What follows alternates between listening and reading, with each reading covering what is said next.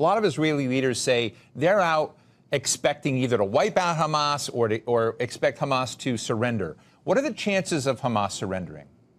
Zero. First of all, the ignorance embedded within that statement about the nature of Palestinian political organizations and resistance groups, and the willful dismissal of 76 years of history is quite astonishing. But much of the news media and politicians in Western capitals just eat it up.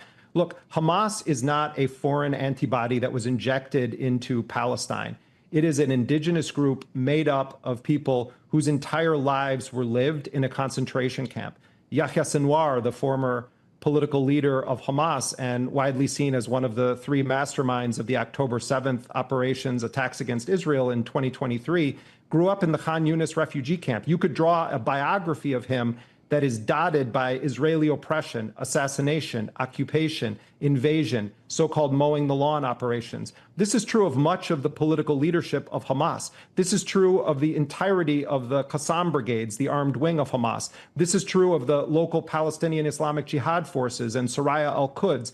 Whether there's a Hamas or not is not the question. If there wasn't a Hamas, there would be a different organization organized around the same principles that would believe that the Palestinians, and this is true under international law, have a right to armed resistance. So when Netanyahu says that he wants Hamas disbanded and disarmed, or he says he wants the Gaza Strip demilitarized, you don't need to ask Hamas what you think of that. You can ask a plurality of the Palestinian people. In poll after poll, they say it, that the right to armed resistance is a sacred right. And without it, it would mean a surrender of the Palestinian cause of liberation. So this is a side game to talk about eliminating Hamas. If there's no Hamas, other Palestinians will organize under a different banner, and they will wage the same struggle.